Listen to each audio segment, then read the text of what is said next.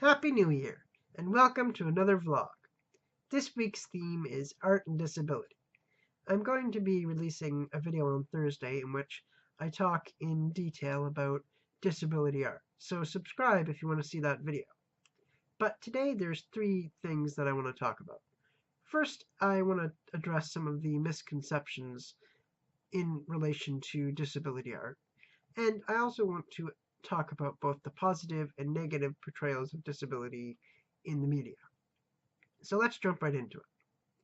So disability art is art that's created by people with disabilities and relates to the experience of disability. So that is what it's like to be disabled. It can take on any form. So it can be traditional forms of art such as drawing, painting, or sculpting. It could be performing arts such as theater, dance, or music, and it could be any other form of art that you can think of. And although disability art is often created for people with disabilities, it can also be enjoyed by able-bodied individuals as well. Now, a lot of people, when they think of art, they think of it as a form of therapy, and indeed it can be. But disability art is specifically intended as a form of expression for people with disabilities, and it's actually an important part of the disability rights movement. The idea is that disability art helps non-disabled people better understand what it's like to be disabled, which helps change their perception of disability and helps to make the world more inclusive and understanding that way. Obviously, it's a slow process, but I do think that art is an important tool um, in doing so. Another thing that a lot of people think about when they think about art, disability art in particular, is people painting with their mouth or their feet um, and creating art in unique ways like that. And there are some people with disabilities that do create that way, but it's important to remember that everyone's disabilities are different, which means that everyone's physical needs are different. And some disabilities are invisible, and these themes often appear in art. There's been a lot of artists throughout history and in present day who have lived with or are living with mental illnesses, and oftentimes those themes are present in their work. And that brings me right to the next thing that I want to talk about today, which is the positive portrayals of disability in the media. And I'm specifically going to be talking about films and television for this, but this applies to just the media and storytelling in general. So when I'm watching a movie or a TV show or reading a story about disability, there's two main criteria that I personally look for. First, I'm looking for an accurate portrayal of disability. So that is, has the writer done their research on the main character's disability and adequately incorporated that information into the story? The other thing I look for is a positive portrayal of disability. So that is, has the writer avoided any negative stereotypes associated with disability? And we'll talk a little bit about some of this stuff a little bit later too. Um, so those are the two main criteria that I look for in stories about disability. Again, I'm looking for an accurate portrayal of disability and also a positive portrayal of disability. And this brings to mind one show in particular that I think does a really good job of portraying disability in this way.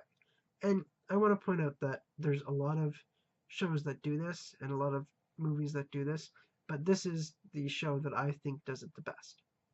And it's a show you may have heard of. It's called Speechless. Speechless follows a young man named JJ who has cerebral palsy. Now, he's nonverbal, so he communicates using an alphabet chart, I guess you'd call it. Um, and the story basically follows his everyday misadventures. Now, the reason I think that this show is such a good portrayal of disability is because it doesn't portray disability as a tragedy or something that needs to be overcome. Instead, it's portraying JJ's disability as just a regular part of life. And they do it in a lighthearted way. So the show becomes less about his disability and more about just his daily misadventures. Um, and I think that's important because this is more realistic. Because for people with disabilities, our disabilities are just an everyday thing. For someone like me who has a disability, being disabled is our normal, right? We're not able-bodied, so that's not what our normal is, right? And for someone with a disability, having a disability usually isn't a bad thing. Oftentimes it's just another part of our identity. So it's refreshing to see a show that treats disability in this way, because this is the way, at least from my experience, most people with disabilities treat their challenges and their disabilities that they have. Um, so that's the reason why I've chosen that show as a good example of a positive portrayal of disability. And like I said, there's a lot of other stories that do a good job of this, but Speechless is the show that I personally think does the best job. And I'll be honest, I'm a little behind on the show. I've only actually seen a couple episodes, but the episodes that I have seen, I thought were very well done and very funny. Now, of course, this brings us to the other flip of the coin, which is the negative portrayals of disability in the media.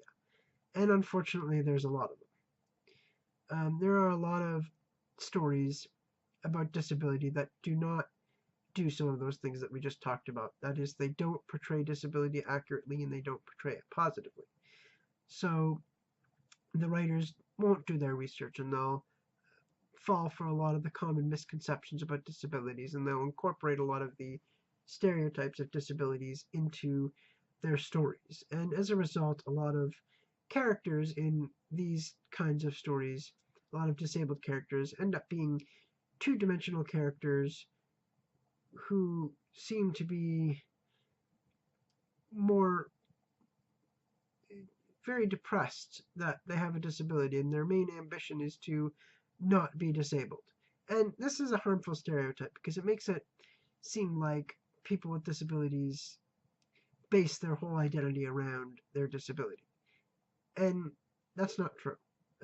Most people with disabilities consider their disability part of their identity, but it's not their entire identity. I know for me that's the way it is. Yes, I have Duchenne muscular dystrophy, and that's definitely part of who I am, but it's not all of who I am.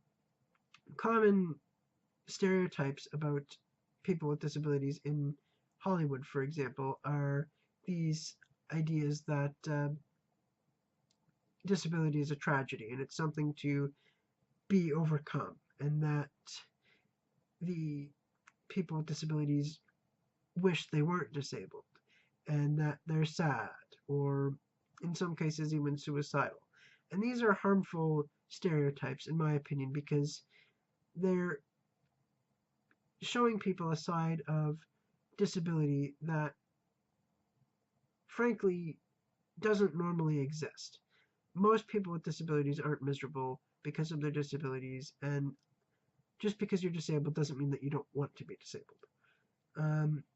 And so there's a lot of people who criticize this because, disability is a very touchy subject and it needs to be portrayed properly.